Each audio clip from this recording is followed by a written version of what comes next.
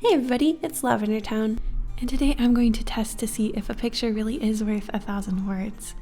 So basically, I just wanted to try to select 1,000 words out of a book and see if I could draw everything that was written into one cohesive illustration. The first thing I found out is that 1,000 words is a lot. It's actually these first two pages as well as part of this third page, so there's going to be a lot to try to cover and incorporate into this one illustration. I decided to just randomly pick one of the stories that I hadn't yet read out of a collection of Penny Dreadfuls, which is a type of Victorian style scary story. And this is The Case of Lady Sannox by Arthur Conan Doyle, the same author of the Sherlock Holmes stories, so I thought that might be fun. I read a little snippet and I was like, yeah, he's describing things well enough that this will work really well for this. I was shocked though how much information you could pack into 1,000 words. I actually ended up picking a snippet that was only 998 words because the sentences didn't evenly stop any other way, so technically this isn't even 1,000 words, but I still barely managed to get the meaning of most of them into the illustration. So basically, I'm going to read you the full passage in a minute, but as I'm starting to just sketch out my ideas, I just want to give you guys a quick rundown on what these first few pages are really about. It's basically about this affair between this very accomplished and very daring surgeon and this married woman named Lady Sannox, who her husband is kind of a dud. He looks older than he is, and he's very passive seeming, whereas this is a hotshot surgeon who saves lives daily and is really full of himself and that sort of thing. And this is basically just the opening scene where they're establishing all of these characters, as well as establishing where he is in his home and what his character is. So basically, I had to figure out a way to frame everything in so that we could do a little exposition within the drawing itself. I thought one of the best ways to do that is to have the sort of present day description of where this character is and his home in sort of the background, and then having in the foreground basically a series of paintings that depict some of the exposition that the story is started with. So that's sort of my sneaky hack of getting more drawings in than I otherwise would be allowed to, because I didn't think it would be fair to try to make a comic book out of it. It just wouldn't be one picture for 1,000 words. So yeah, that was sort of my strategy. So now I'm going to read you guys the passage, and then we can get into how I sort of tried to incorporate all of this. Douglas Stone in his prime was one of the most remarkable men in England. Indeed, he could hardly be said to have ever reached his prime, for he was but 39 at the time of this little incident. Those who knew him best were aware that, famous as he was as a surgeon, he might have succeeded with even greater rapidity in any of a dozen lines of life. He could have cut his way to fame as a soldier, struggled to it as an explorer, bullied for it in the courts, or built it out of stone and iron as an engineer. He was born to be great, for he could plan what another man dare not do, and he could do what another man dare not plan. In surgery, none could follow him. His nerve, his judgment, his intuition were things apart. Again and again his knife cut away death, but grazed the very springs of life in doing it, until his assistants were as white as the patient. His energy, his audacity, his full-blooded self-confidence, does not the memory of them still linger to the south of Marylebone Road and north of Oxford Street? His vices were as magnificent as his virtues, and infinitely more picturesque. Large as was his income, and it was the third largest of all professional men in London, it was far beneath the luxury of his living. Deep in his complex nature lay a rich vein of sensualism, at the sport of which he placed above all prizes in his life. The eye, the ear, the touch, the palate, all were his masters. The bouquet of old vintages, the scent of rare exotics, the curves and tints of the daintiest potteries of Europe. It was to these that the quick-running stream of gold was transformed. And then there came his sudden mad passion for Lady Sannox, when a single interview with 2 challenging glances and a whispered word set him ablaze.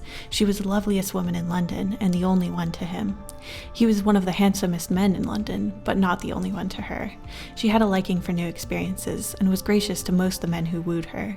It may have been cause, or it may have been the effect, that Lord Sannox looked 50, though he was but 36. He was a quiet, silent, neutral-tinted man, this lord, with thin lips and heavy eyelids, much given to gardening, and full of home-like habits. He had at one time been fond of acting, had even rented a theatre in London, and on its boards had first seen Miss Marianne Dawson, to whom he had offered his hand, his title, and a third of his county. Since his marriage, his early hobby had become distasteful to him. Even in private theatricals, it was no longer possible to persuade him to exercise the talent which he had often showed that he possessed. He was happier with a spud in a watering can among his orchids and chrysanthemums. It was quite an interesting problem whether he was absolutely devoid of sense or miserably wanting in spirit. Did he know his lady's ways and condone them, or was he a mere blind, doting fool? It was a point to be discussed over the teacups in snug little drawing rooms, or with the aid of a cigar in the bow windows of clubs. Bitter and plain were the comments among men upon his conduct. There was but one who had a good word to say for him, and he was the most silent member in the smoking room. He had seen him break a horse at the university, and it seemed to have left an impression upon his mind. But when Douglas Stone became the favorite, all doubts as to Lord Sannox's knowledge or ignorance were set forever at rest. There was no subterfuge about Stone. In his high-handed, impetuous fashion, he set us all caution and discretion at defiance.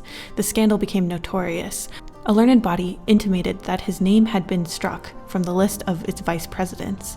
2 friends implored him to consider his professional credit. He cursed them all 3 and spent 40 guineas on a bangle to take with him to the lady. He was at her house every evening, and she drove in his carriage in the afternoons. There was not an attempt on either side to conceal their relations, but there came at last a little incident to interrupt them. It was a dismal winter's night, very cold and gusty, with the wind whooping on the chimneys and blustering against the window panes. A thin spatter of rain tinkled on the glass, with every fresh sought the gale, drowning for the instant the dull gurgle and drip from its eaves. Douglas Stone had finished his dinner and sat by the fire in the study, a glass of rich port upon the malachite table at his elbow. As he raised it to his lips, he held it up against the lamplight and watched with the eye of a connoisseur as the tiny scales of a bee's wing which floated in its ruby-rich depths. The fire, as it spurted up, threw fitful lights upon his bald, clear-cut face, with its wide-open gray eyes, its thick yet firm lips, and the deep, square jaw, which had something Roman in its strength and its animalism. He smiled from time to time as he nestled back in his luxurious chair. Indeed, he had a right to feel well pleased, for, against the advice of his colleagues, he had performed an operation that day, of which only 2 cases were on record, and the result had been brilliant beyond all expectation. No other man in London would have had the daring to plan or the skill to execute such a heroic measure. So after all that, I was pretty intimidated, but I figured that I could probably get most of the key points in with the sort of like portrait trick. So the biggest and topmost portrait that I put on the wall was basically dedicated to their affair and how obvious it is, because it was really emphasized in this passage and I wanted to make sure that this would read.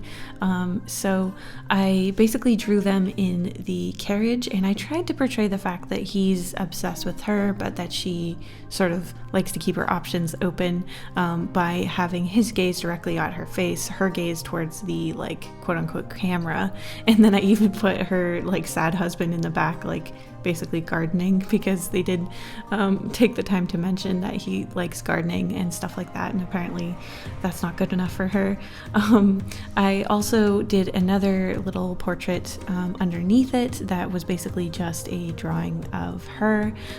They describe her as like the prettiest woman in all of London, and I wanted to give a bit more of a close-up on him. I thought it was kind of funny to have her husband like literally cropped out of the picture, so I thought that would be another way to sort of like communicate what's going on here, the fact that she's like not happy with who she's with and that kind of thing, as well as just to give a more direct sort of shot of what she looks like. And then the other portrait that I attached here just pertains to his job. I had a couple different things that pertain to his work.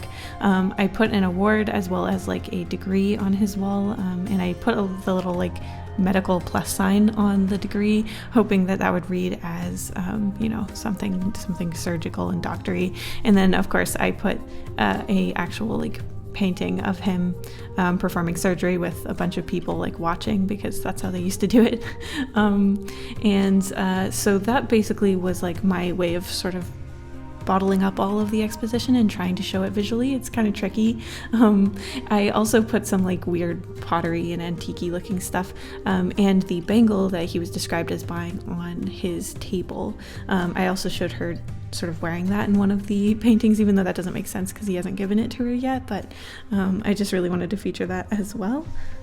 I wanted to put the end of the passage as the current time of when the illustration is happening. I thought that just made the most sense to put the most present event as the present event of the illustration. So I had him sitting in his luxurious chair with his malachite table and his alcohol that he has, and even put the little bee's wing in it.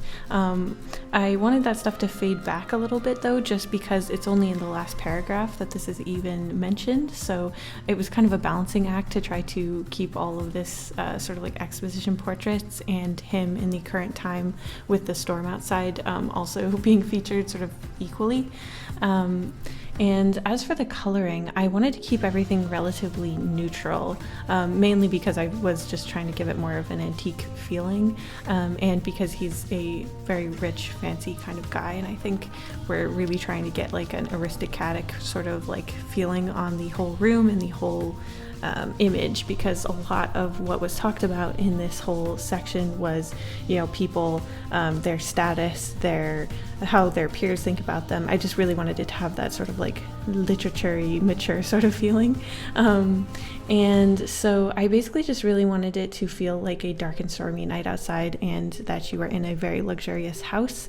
I didn't actually show the fire. Basically the fireplace is in the other, like the opposite wall to the pictures.